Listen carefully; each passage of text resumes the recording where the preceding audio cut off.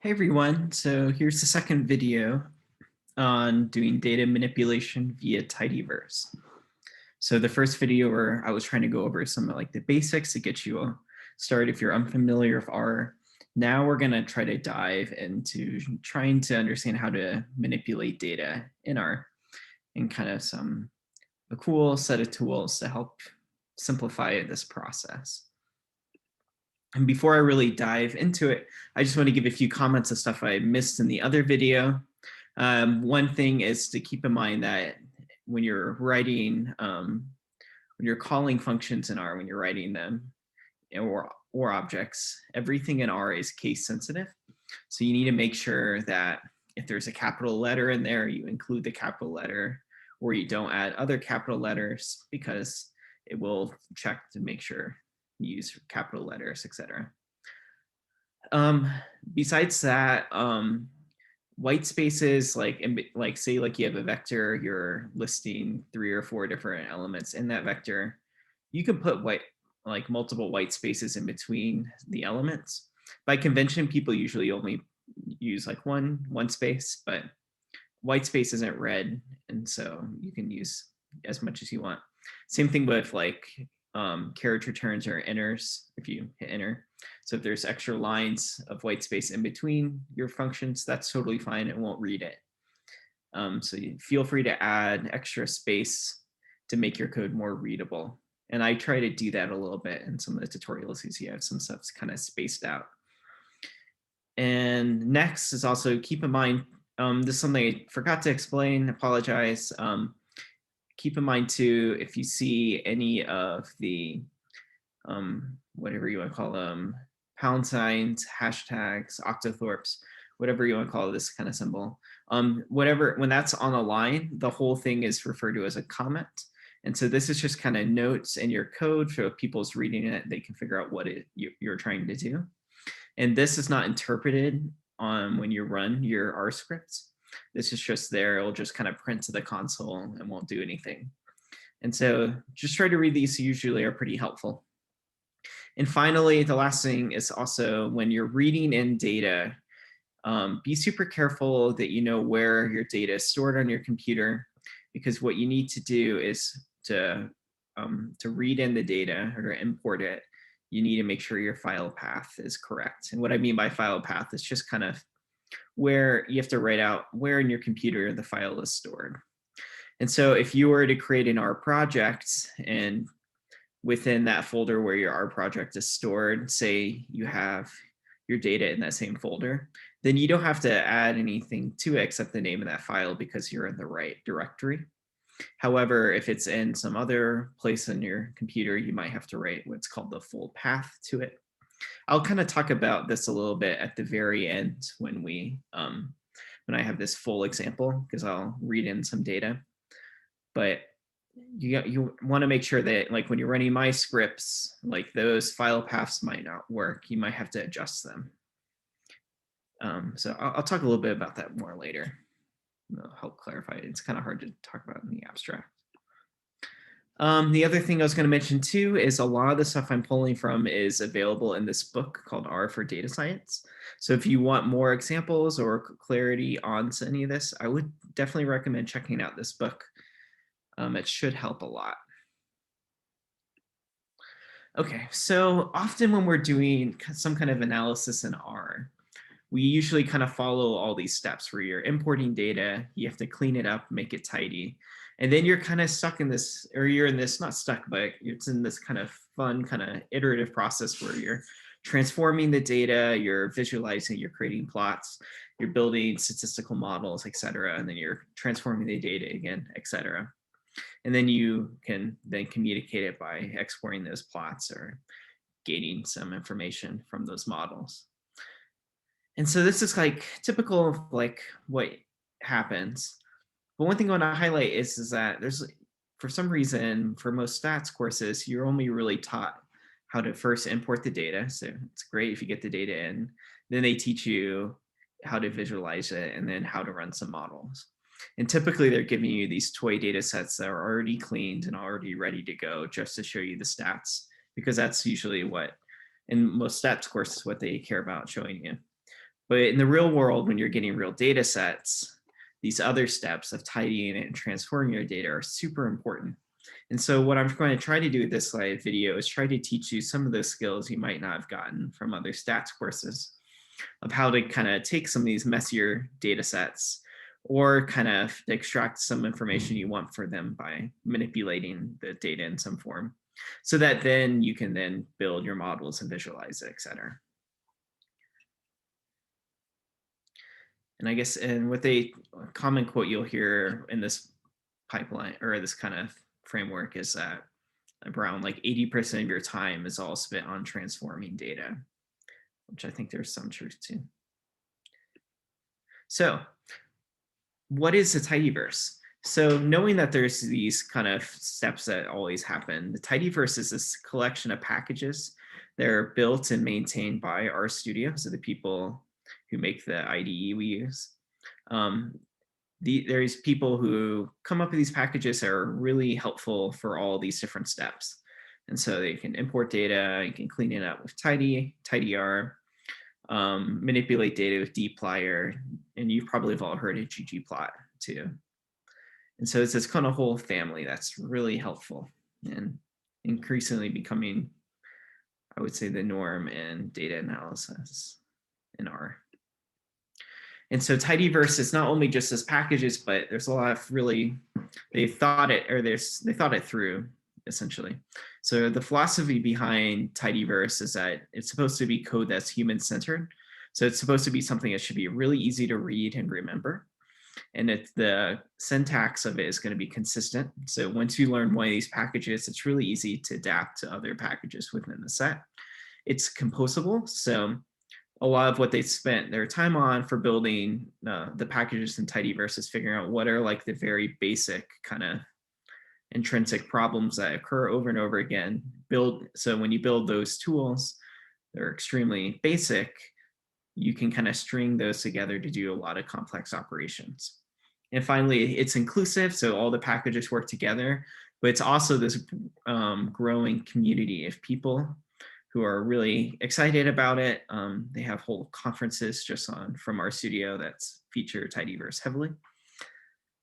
And it's very common now in help forums. So typically when you're searching for problems, you're going to be able to find an answer that's written in base R. So like kind of stuff I was showing you last time, like the packages are kind of preloaded into R, and the Tidyverse kind of approach too.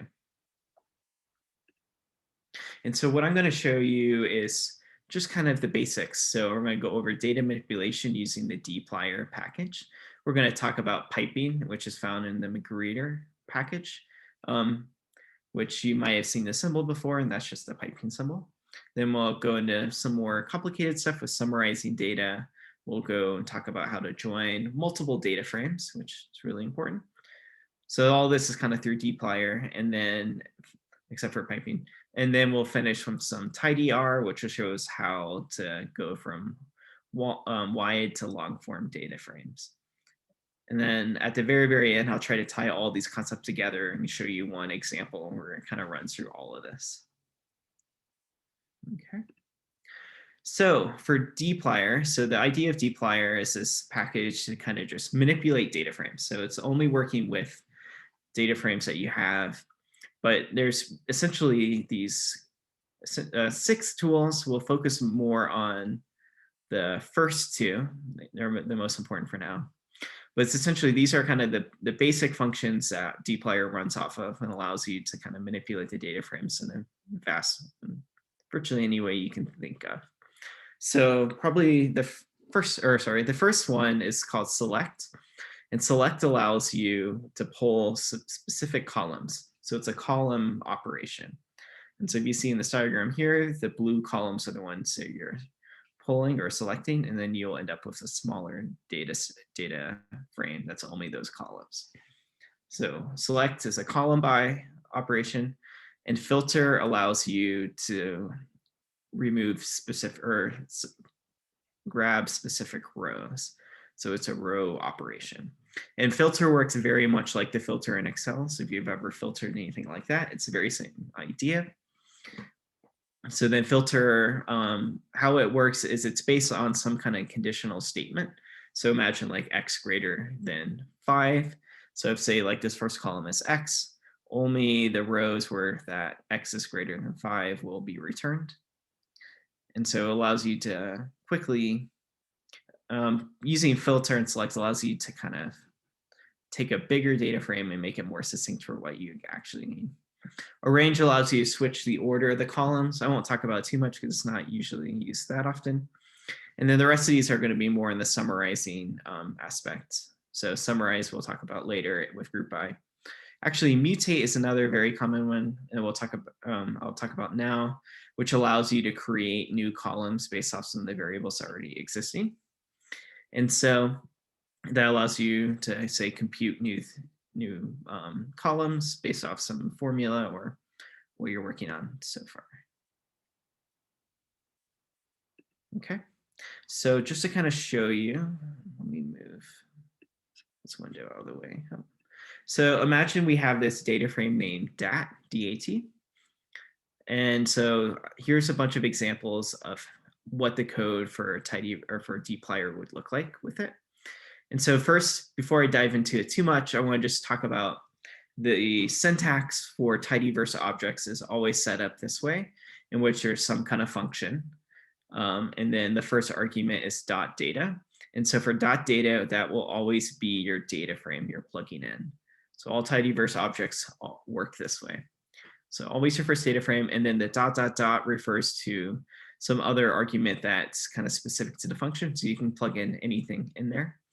And so this is kind of where you can set, say, the conditional statements for the filter. For select, it's where you can then write the specific columns you'd like. For mutate, it allows you to name the new column here, equals, and then say what's going to be computed to create that column. So the ... kind of allows a lot of flexibility for each of these functions. And so imagine we have this data set named dat. I forgot to change this example, which so it's a little weird.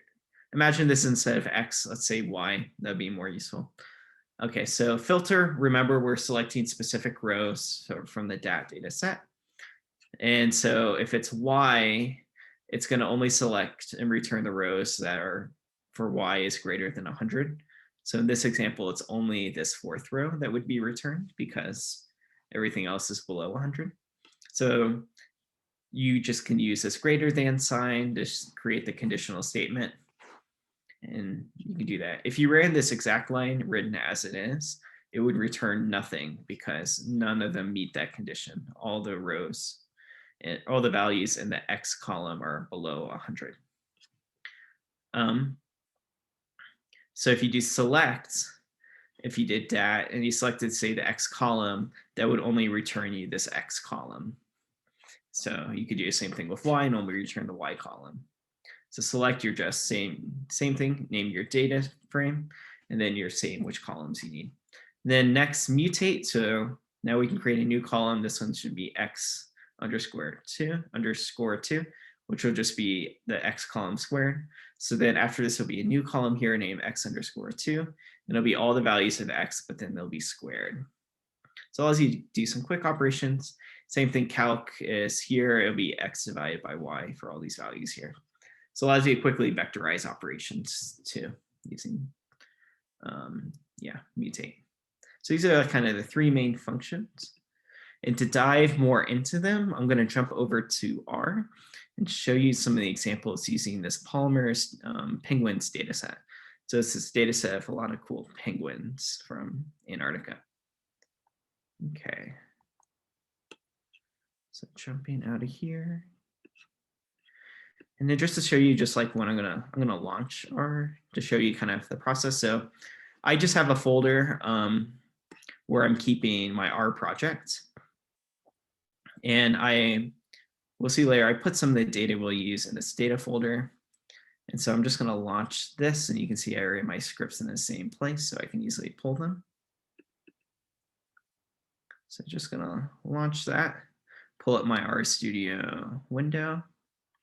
And so whenever I'm opening an R environment like this, I want to make sure that my environment is empty, that there's nothing preloaded. If R ever tells you it's good practice whenever you're closing R to never save the objects in there, unless for like some extraordinary circumstance. But you want to do that because you want to start with a fresh window so that when you're writing your code, nothing odd is saved that's giving you weird results that you won't be able to reproduce later. So make sure you want everything blank. If you ever need to restart stuff, you can clear your environment here by removing all the objects. If you ever, so that's going to remove everything you've created in R. That's not going to affect any of the packages. If you want to get clear like the packages you have, you can hit this button, restart R up here. That will restart your R session. So starting off fresh, nothing there. And then I'm just going to open up this Tidyverse R script, and now we're ready to begin. So first thing, if you haven't installed Tidyverse already, you run this command up here, install.packages tidyverse, that'll install R. Once you've done that, it'll take a while, but then you can just load the Tidyverse library by just running the library tidyverse, and that will get everything started. And so when you load a package like this, it's going to tell you which ones it attached. So ggplot, which you've pretty heard of, tibble, which is just it's a special kind of data frame, tidyr, which we'll talk about for pivoting and getting long form data, readr, which allows you to get or import data, pr, which allows you to do a lot of more complicated stuff, like instead of doing say for loops, which we might talk about later, it allows you to iterate over things. I find it really helpful for specific things, but it's way more complicated. dplyr, the main thing we're going to talk about today for data manipulation, string R. So if you ever have stuff you need to manipulate that are strings of text, so any of the character kind of data, string R is really helpful for that. If you ever have questions about that, let me know. It gets complicated, but I enjoy it. Forcats allows you to, I believe it's for factors. Let me double check. I don't use forcats much. Yeah, it's usually for working with factors. So it's like refactoring variables.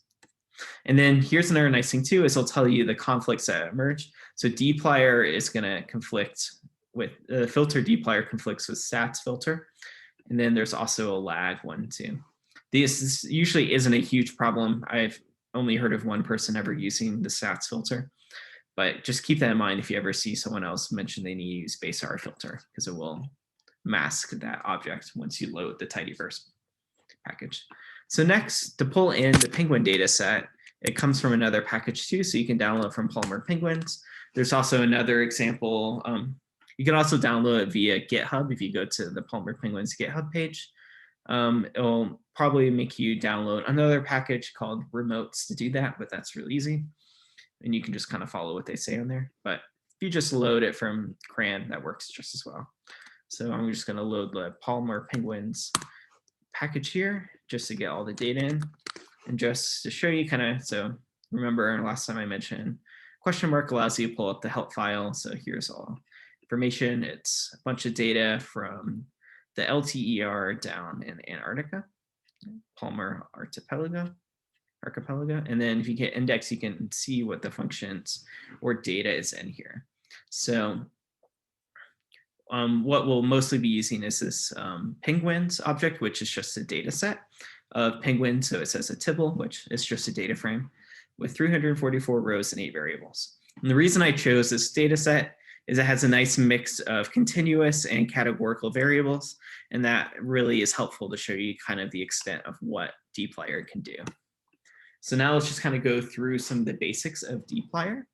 So another thing I haven't mentioned yet too, if you do multiple, I believe 2 or more hashtags, pound signs, whatever you want to call it, on both sides of a line, it will actually create some kind of header for it. So this is just going to be called, like, this tells me I'm in the dplyr basic example here. And so you can add that anywhere. So I could also put one up here saying like, this can help make your code. I guess you need 3, sorry. So 3 will go away.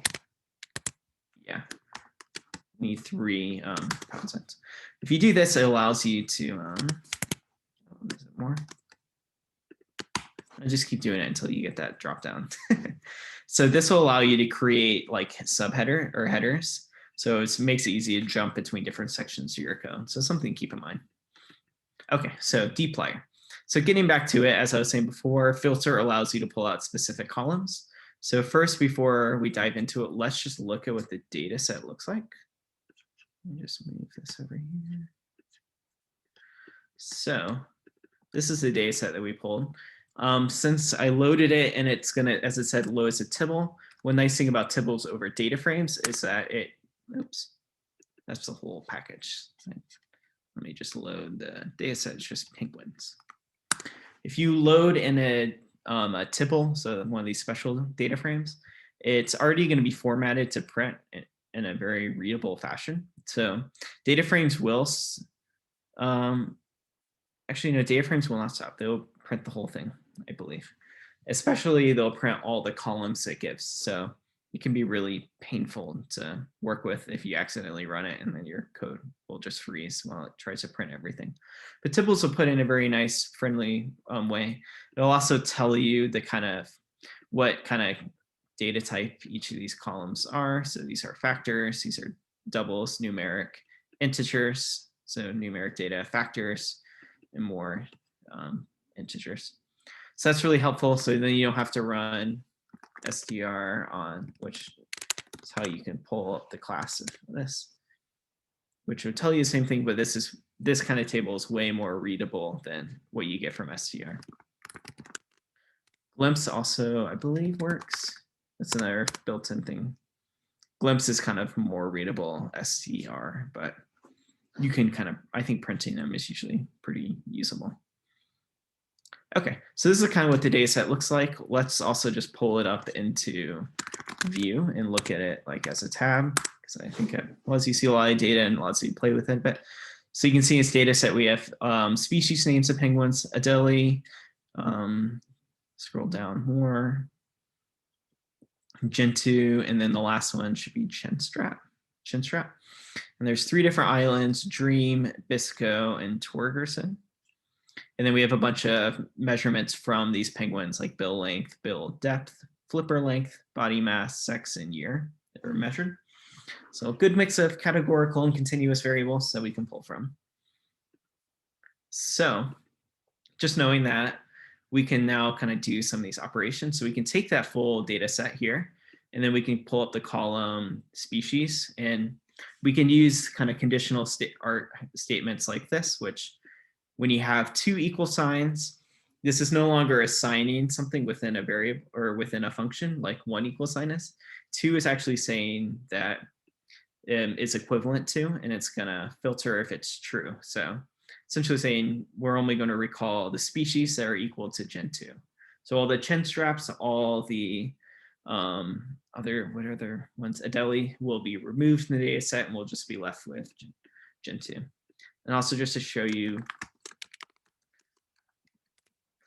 so true, you can also use this like for statements, and just to give you an idea, so true equals that, but true is not going to equal 0. So just to give you an idea of the equals equal, since we haven't seen that operation before.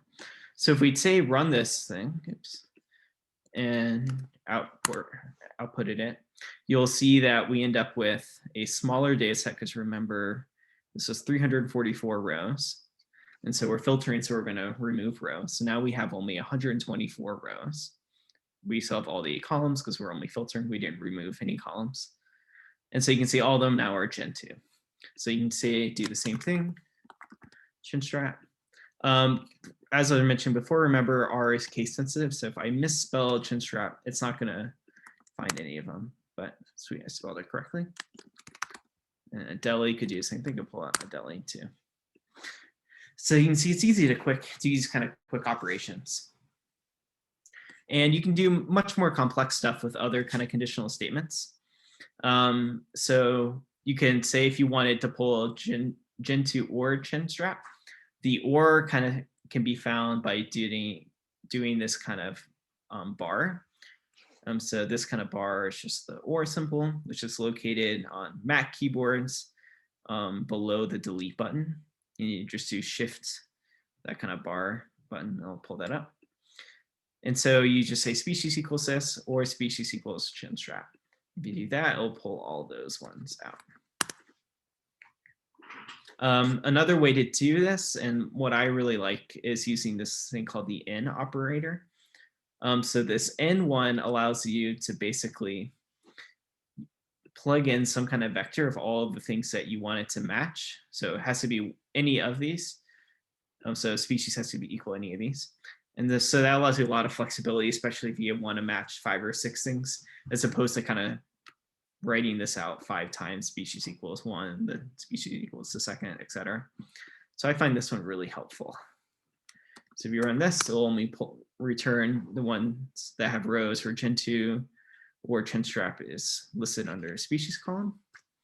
Since there's only 3 species, another quick thing I'll show you is that we can also do the inverse and say, like, we just don't want a deli. So anything that's not in a deli will be returned. See, it should be the same number of rows, 192, 192. So this is the not equals to sign. So it's saying do not return anything that matches that. The only other main operators I can think of is this and sign. So it's just saying it has to meet both of these conditions. So in this filter, its species has to be a Gen2 and it has to be female. So that's what this one means. If I switch this to or, it would allow much more stuff because it could be Gen2, Gen2 male or female, but then it would be any other ones that are not Gen2 that are female would satisfy it. So the and sign allows you more specificity. And so that's kind of like the overview of what you can do with filter. I guess I'll show you one more thing quickly with filter. So you can also then say, as kind of like I talked about before, like say bill length, we want greater than 50. You can also do that kind of operation to pull out the ones that are bigger. So can also work with continuous variables too, with greater than or equal to or any of those signs. Okay, so now let's go on to filtering with select. So with select, what you do is you rise before you put the data frame in, and then you can just write out all the columns you want to include. So you just separate them by a comma. And so this is only going to return the columns that have species, sex, and body mass. So species, sex, and body mass here. And it's going to be in the order of what I wrote this to. So this allows you to pull out the specific columns. Pretty straightforward. And then lastly, right, we can then create new columns based off with mutate. So I can take these 2 columns, divide them by each other to create this other column, and then we can put it in view, just to pull it up here so you can see the new column.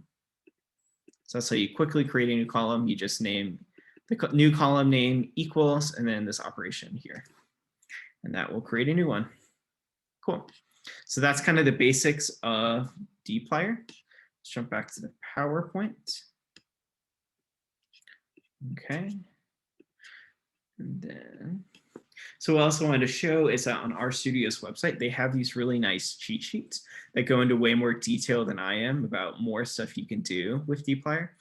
And so like, for example, here's like the logical operators I was explaining, but there's a bunch more I didn't go into. Here's like the less than or equal to sign, or is.na. So if it's, you can pull out NAs that way, etc. I don't know the XOR one really, but there's a lot more you can do essentially.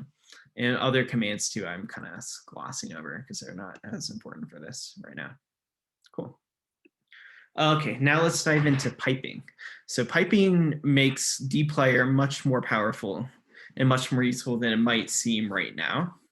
But piping, or using this called pipe operator, seems very trivial, but it's actually really, really helpful. And probably is actually what makes dplyr actually really useful. So what piping is it allows you to run code where instead of like imagine it's like f is or x is say some argument within some function f. You can write it where you can plug in this x into that function f using this operator here. And so to give you kind of an example quickly, so before we were running it like this, right? We did penguins bill length greater than 45, but we could just rewrite it and pull out that data frame, put it above. And so it's penguins piped into the filter, and then the other command bill length 45 is greater than 45. So when you pipe it in, that first argument, that dot data, is assumed by what is being piped in above it. And so that's why all the objects start with dot data, and makes it really easy to remember a lot of the forms. And so the power of this is that it allows you to kind of go back. It allows you to, it doesn't seem too useful when you only are piping into one object, like one filter. But when you have like a whole pipeline, we need to do like 5 or 6 of these kind of operations, filtering, mutate, etc., then it allows you to keep creating or keep modifying that data set with each of those steps. And so like in base R, what you might see often is a lot of people end up saving these like intermediate objects that are only they just were trying to break up this long thing they're writing. And so this kind of allows you you can kind of avoid creating a bunch of those intermediate objects, and it makes the code way, way more readable. To kind of drive home that point, as I was saying earlier, this code of like dplyr and tidyverse in general is supposed to be readable. So you can take you can take code and actually write it out into sentences like this. So you can imagine you take the YDAT data set, and then it's kind of a good metaphor or good substitute for what the pipe is doing. Then filter for genes leucine biosynthesis pathway. Then we'll talk about group I later. Group I, the limiting nutrient. Then summarize to correlate the rate and expression. Then mutate to round to 2 digits. Then arrange by rounded correlation coefficients. So it reads in a very linear fashion, and you're breaking up every step on its own line. So it's super easy. It kind of reads like a paragraph. Versus if you were trying to write like in kind of base R and all one kind of operation like this, you end up having to put everything in parentheses of like within parentheses. And that becomes really, really hard to read after a while because you lose track which parentheses you're on. And so it's not super helpful unless you have that kind of piping done. And so just to drive it home, here's just basically the same thing as the top part. But now it's just in the dplyr and the magrittr piping code. And so it looks kind of identical. It's supposed to be quite human readable. Cool. Okay, so let's get into some piping samples and we'll get back to dplyr. Join. So here are some examples of piping, right? So this is just saying the basic, we pull the data frame out of it and just run the same thing. We'll do just like we did before. And they give you, here's another example. So after we do that, we say then we want to select specific columns, we can do that. And then if you want to create a new object, you can just name that new object above with the assignment operator here. And then everything below will get assigned to that. By convention too, when you're piping in R, your first line is going to be the thing that's all the way to the left, and everything's going to be one indent in. So it's all kind of under this thing here. So it's helpful then to see where the piping then begins. So if you run this, we'll create a new data frame called penguin smaller. We're only have gen2s that are female, and we only have the measurements that are island and bill length and year. Let's just show you what that looks like quickly. Here you go. That's what the data set will look like. So we can get a pretty quick data set or a simplified data set pretty easily. And just to kind of drive home, so here is kind of like what,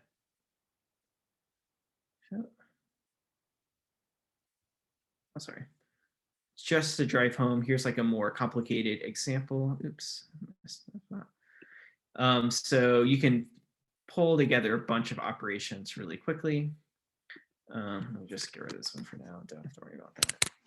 More complicated, but say like we can filter and select multiple things. And just another thing I didn't mention before, but if you put a minus sign in front of a variable for select, that will remove that variable. So you can do a bunch of operations really quickly by using the magrittr, the piping. Cool. So now let's dive into joining data frames.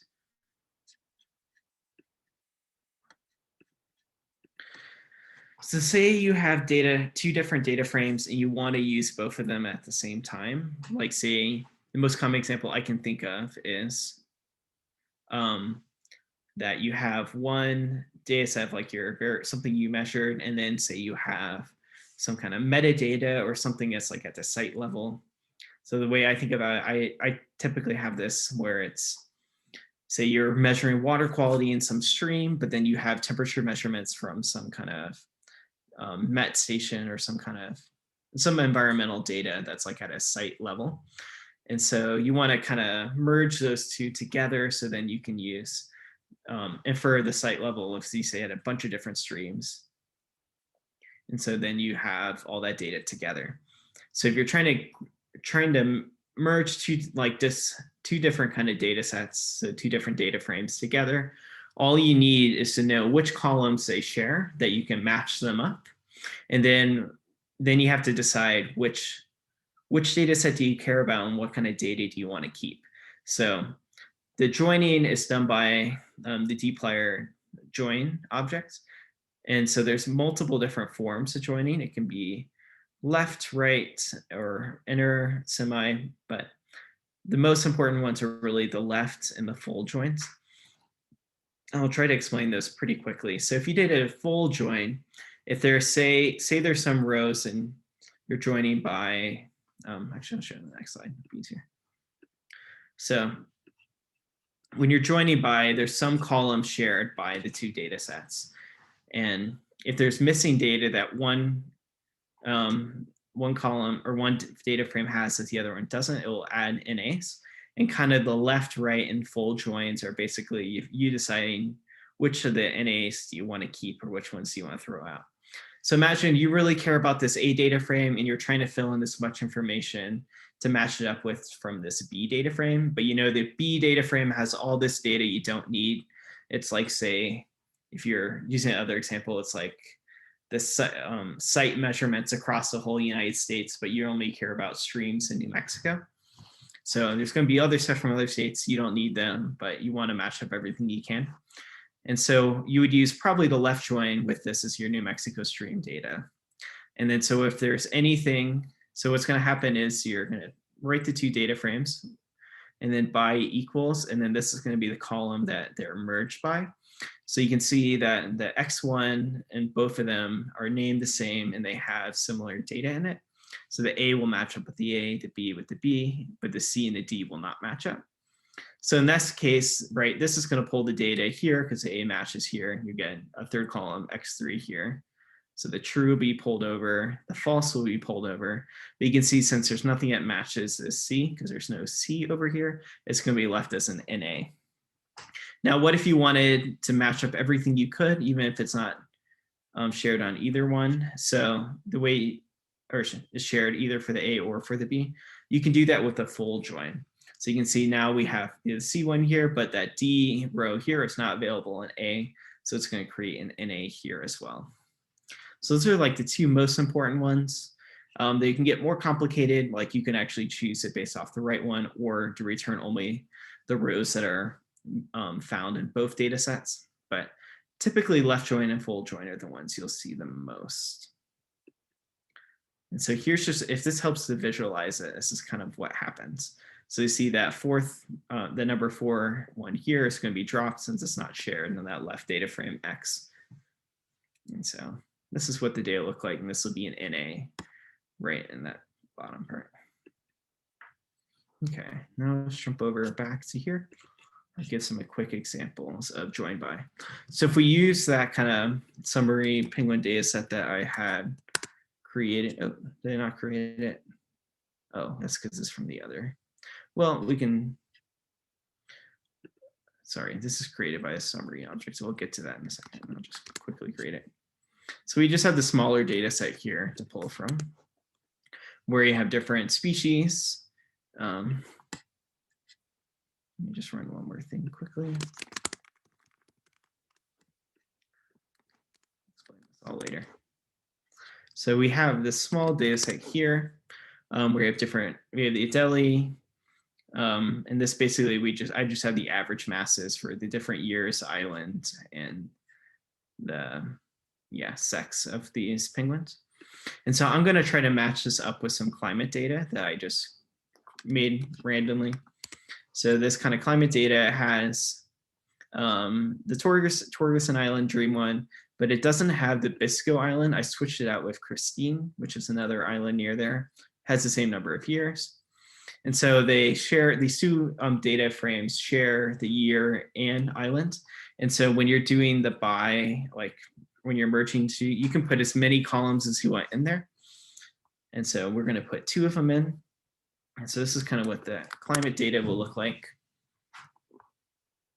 So I have these 2 columns will merge by, and this is the data I'm wanting to bring in. This is average temperature. And so then we can join this to the left, right, by doing this left join. So since remember, right, the first argument is assumed by what's being piped in. The second argument, the y equals, is climate. And then the by equals is what we're merging by. And since we're doing multiple columns, we're going to import it as a vector. And what's one really confusing thing I think trips a lot of people up is this by vector has to be characters. I think it's really confusing by the syntax, but that's just how it is. So keep that in mind. So if we run this one, you can see now it's kind of taking this data frame, and then we're plugging in all the average temperatures that match up with the year and island. And so you see there's some NAs here because we don't have any data from the Bisco Island. And you can also see, if we pull it up in view, that the Christine Island is going to be left off because we did a left join and there wasn't anything that matched with Christine in that left data frame. So Biscos are blank, the rest are present. If you just did join, if you didn't include the by column, it will actually assume the ones for you. It will look for the names that match up correctly, and then it'll do it for you. It's usually not preferred to do this, and it'll give you this message to telling you which one's joined. But it is possible to run it that way. Then if you did a full join, right, we could then pull out, this will then include the Christine values because they're found only in the right data frame. So that's the main difference with the full join. And then right join, you could also do it by that too, but don't need to. So that's how you join stuff. If you say forgot, and one more thing I'll mention, like if you say there's 2 columns that are, in this example, the island and year are shared with these 2 data frames. But let's say you just only included island, you forgot year. What's going to happen is, since there would be those 2 columns of the same exact name, it's going to append a .x and a .y to them, so you know which one came from the X data frame and which one came from the Y. And so that's what happens if you run it this way. And so if you ever see something like this and you want it to be 1 column, what's happening is you didn't include that Y year variable, and you just have to throw that in there and then it'll work. Cool. Awesome. So let's switch over to tidy data. So for most or the vast majority of operations in R, you need to have your data in this form, which is referred to as tidy data. And what that means is basically that all of your data frame is set up where every observation is 1 row going down. And then all of your variables are in one of these columns. And then each value has 1 cell too. And so you want to make sure everything is set up this way because that's how modeling is usually done. And this is how all dplyr stuff is done. Okay, so, but often you don't have data in this form. This is another term for this is called long form. So because it's really long, usually because of all of your observations are a row. So if you have a bunch of observations, then your data set could be really big. Often you have data that's set up in this form, which is called wide form. And so what happens in wide form is you don't have your variables in one column, but say in this example, your variables are spread out in multiple columns. And this is kind of a pain to work with in R. So in this example, right, you see you have a bunch of nutrients like nitrate, ammonium, and nitrite, but ammonium is found in these 3 different columns. And so even though your treatment is one variable that's all in there, you have all these other ones spread across all these columns. And also you have these numbers appended, which is some other kind of, either like a replicate or some kind of treatment ID or something else. And so give you credit, this is from Lindsay D. Bren. So what I'm going to show you now is like kind of some tools, some steps you can take to basically take your data frame from this and convert it into a long form that's much more usable. And I'll give you the code to solve this one. It's more complicated than I want to dive more into, but I will show you at the end. Okay, and then here, just to show you too, this is kind of what we're hoping to get out at the end. This kind of long form ammonium, it's one variable, it's just one column, nitrate, same thing, nitrite. So figure out, I'll show you the code to do this. So to go from a wide data set form, data form like that into a long form, we'll use this command called pivot longer.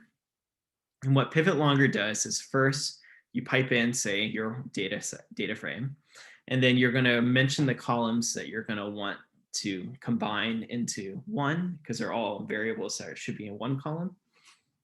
In this example, it's X, Y, and Z. And then you're going to say what you want to name it. So names to, we're going to name it key. So put quotations around it.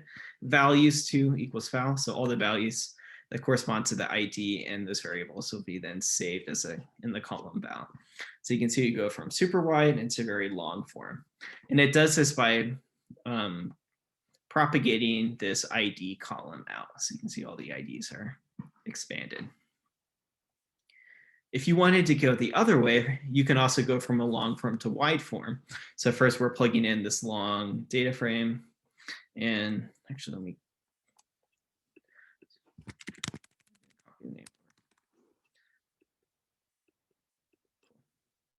So if you then switch it, it's now pivot wider. And so for pivot wider, then you just name the ID column. We're going to take the key, plug it in, so names from key, and then values from val. And then now actually go back and create this wide form data set too. It's not as common to do this, but I want to show you it can be done both ways. So for the pivot longer, you're kind of creating a whole new column, kind of condensing all of these other columns down into one. So the commands, names, and values are going to will end with 2. Whereas with the wider, you're kind of taking that column and expanding it out. So it's going to be ending with from for each of them. And so also to visualize it, in case this helps, this is kind of what's happening when you're going from wide to long form. So this is wide form here, and then it goes, here's the long form. You see the ID columns being propagated out to fill in that gap. Cool. And then before we jump into the other example, or final example, showing all of what we can do in R, I'm going to now show you some quick pivot examples. So here's the wide data set that I was showing you earlier. So wide, this is A, B, C, A, C, E, D, E, F. And then to create the long form, we have to name the columns, names to equals key and values. And so this will create that long form data frame. Same exact thing that I showed you in the PowerPoint.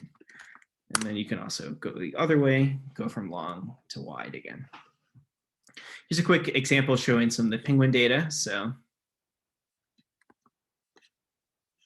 how did I somehow skip? I think I skipped the summarizing. I'll go back to that, sorry. Yeah. Oh, summarize. Can I create this?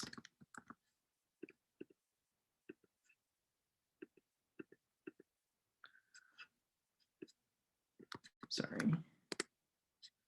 Oh no, summary thing. I forgot to do the summary one. So actually, let's skip this one for now. But basically, it's the same idea. I'm selecting specific columns, names from species, and then we'll do values from. And this will then make a wide form too. And then you could flip it back around by choosing a species names, because that's going to be the new columns in the wide form. And that will create that. I'll get back to that because I didn't create the summary objects for that because I skipped that. And here's kind of the water example to show you that it can be done in R really easily. It requires a little more code, mostly because it's tricky to pull out the, you have to extract the numbers after the underscores and then the numbers in the end of the column names to create it. But you can use regular expressions with pivot longer to do it. And this is kind of code to do it. I won't explain it, but if you have questions on it, I'd be happy to talk about it. But just want to show you it can be quickly done with like a line or two of code. Okay, so before we get to the final example, I just remember I skipped over the summarizing. So let's go back to that. Oops. So in R2, so in dplyr, so I'm saying like we had this really long data set pipeline so far, where we had this penguins, and then I selected specific columns. I ran this other nifty function within it where it drops any rows if there's any NAs.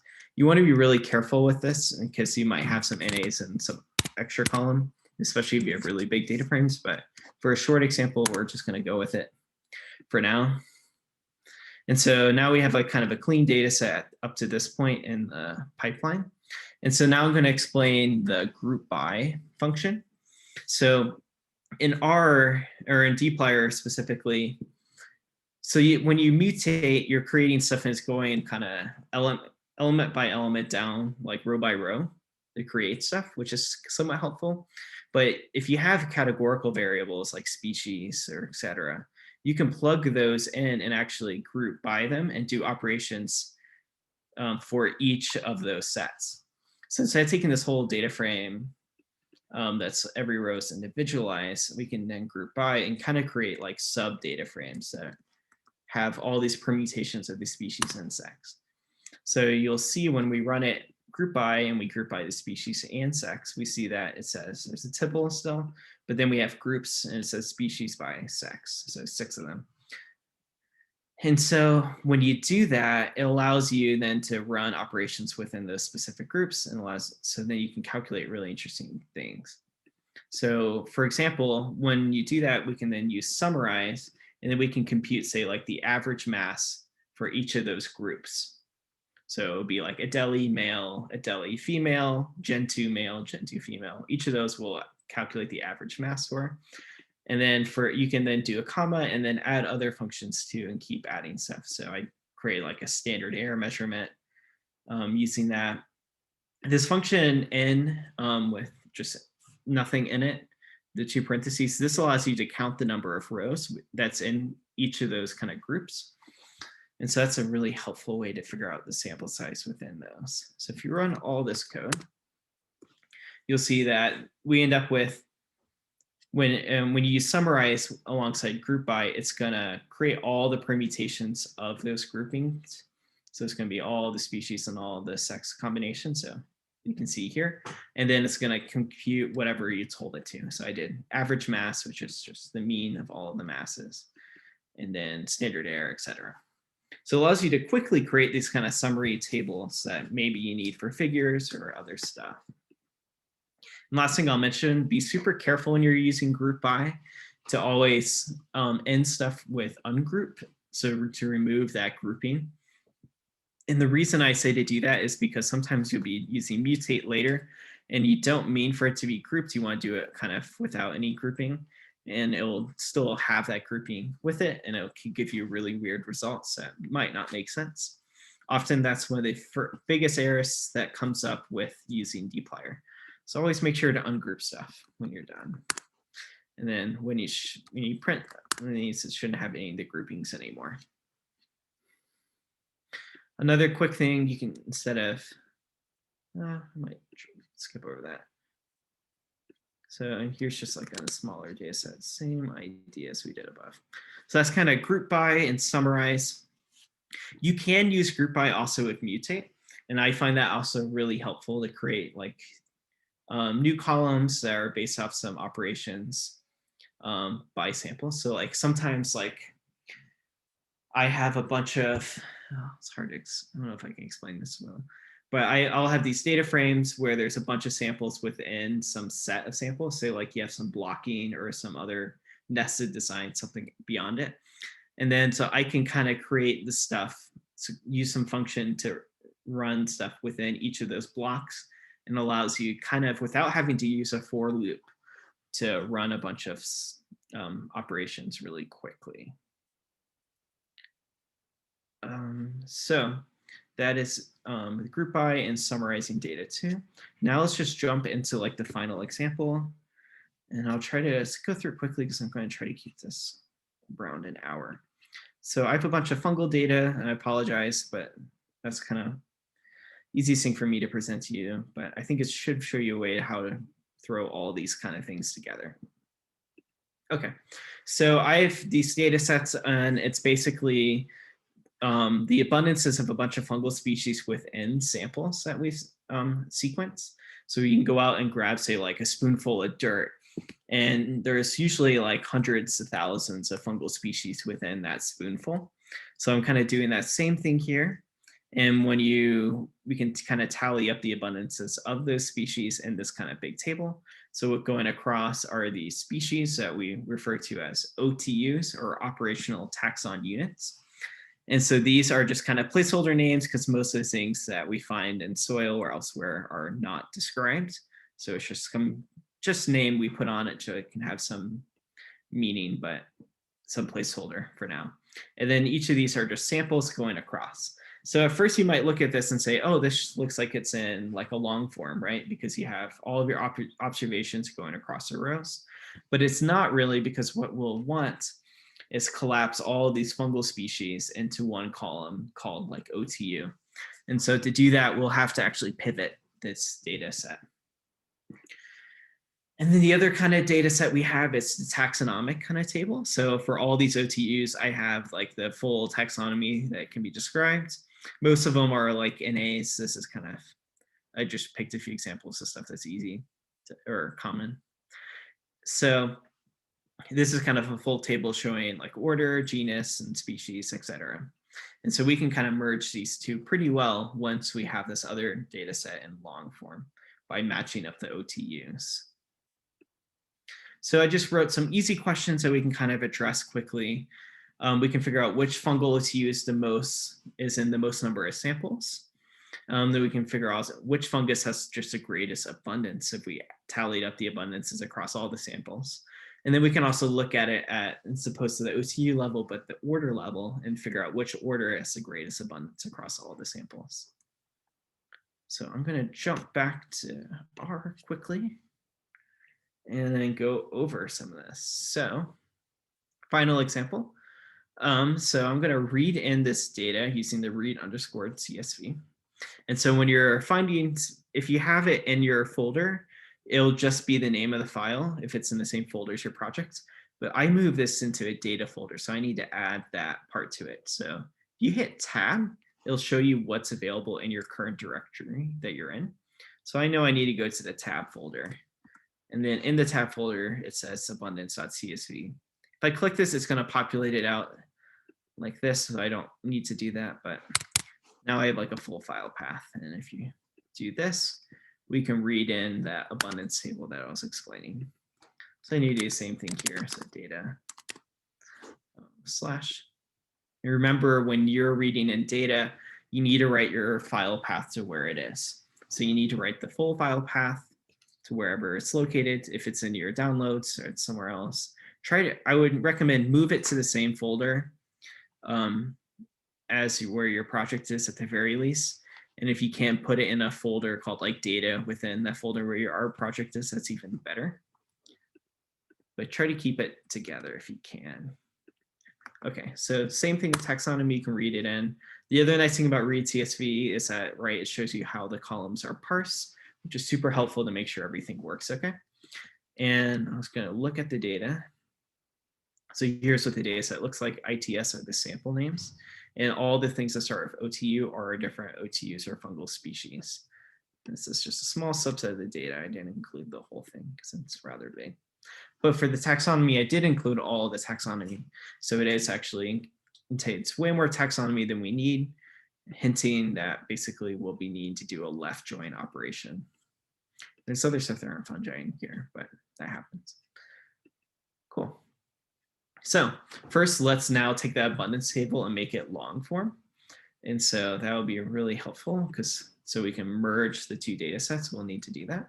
So we'll take the abundance wide, and then we'll need to pull out the columns that we're going to collapse into the one column of the OTU.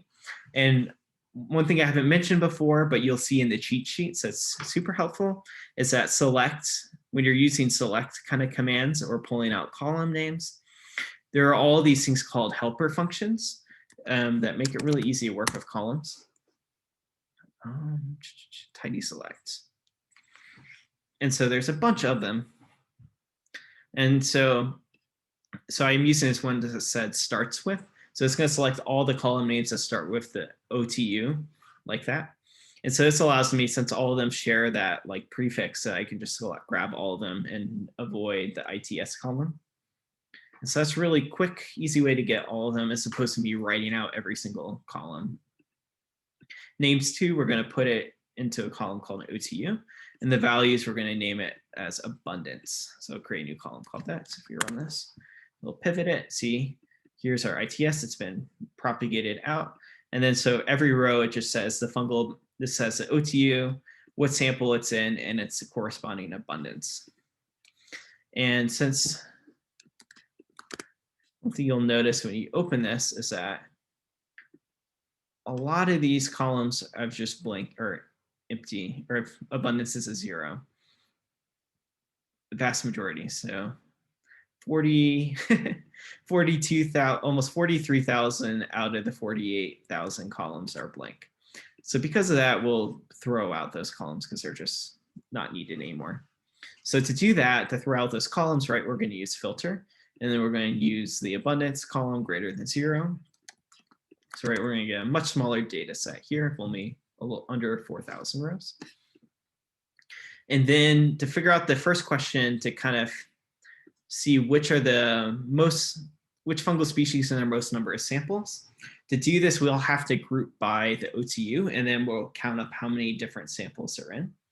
Since the OTU is only, there's only, say, every OTU is only in, there's only one OTU per sample of that specific name OTU. So like OTU 100 only, this is the total abundance with it within that particular sample. So that basically means that we can kind of add up how many rows it exists in to figure out how many different samples it's in. It might seem really complicated, but that's just how that data frame is created. So we can then group by this. So you can see it'll be a bunch of groupings because we have a bunch of OTUs, 543. And then to summarize, we'll create a new column called num_samples. And this will just tell you how many samples each of them are found. Oops. So you can see we create that. This is our summarized data frame. So it's much smaller, right? Because it's only going to include all the groupings. Then we'll ungroup it to remove any of the grouping that was left in there. And then we'll use that arrange command I mentioned earlier to kind of orient it to pull the most common ones. And then we'll arrange by the number of samples. Arrange automatically goes in ascending order. And we want the top one. So we're going to use this command called DESC to make it descending. So this will go from most to least like we want. And then to pull the first 10 columns, we use this command called slice. So slice 1 through 10. And just for fun, let's add the taxonomy onto it by using a left join with the taxonomy table. And then we're going to merge by the OTU column. If we run all that, we get this whole data set here. And so you can see most of the common top ones that are in the most number of samples are all unknown stuff, which, as I was saying before, is super common. That's why we use OTU names. Cool. So that answers the first question. Second question, which fungus has the greatest abundance? So it's basically the same kind of pipelines we did before, but instead of counting up the number of samples, we're now tallying up the number of the total abundance across all the samples. And so to do that, we're just going to change it to sum of the abundance column here. And the rest of it should stay the exact same. So this will give us a totally different set because some of them are more abundant in some of the samples than others. So that's how you figure that one out. And then finally, to switch it, instead of looking at the OTU, but looking at the order level, then we have to group by the order as opposed to the OTU. So to do that, it's going to be the same thing, but we'll need the order information earlier on. So we're going to left join the taxonomy at the beginning. And so now it's thrown in there. And so now we can group by the order. And then you can see here, there's some fewer than the OTUs. There's only 53 orders. The rest of the pipeline then is the same thing as before, essentially. I added a few more things. And so the only main difference here is that we're going to filter. I also removed unknowns. So using that other symbol to remove the unknowns. And then arrange it, because this is kind of making it a little more aesthetically pleasing. And so if you do this, right, we can see now Helotiales is the most common order in the whole data set, followed by Hypocorales.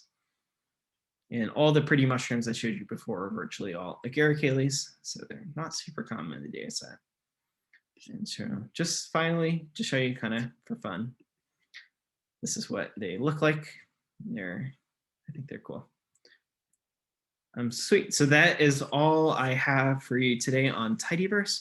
As before, like if you run into any problems with the code or you have questions on anything, please let me know. I'm happy to work through it via email or via Slack. If you are starting to incorporate Tidyverse into any of your own code and you have questions on it, please let me know too. I'd love to talk about anything you're running into. And just, again, I didn't go over everything. There are other cheat sheets for dplyr and I believe pivoting data too, but it's most of Tidyverse, you can find really good cheat sheets on RStudio's website. And I'll put a link to that in the description of the video. But thanks.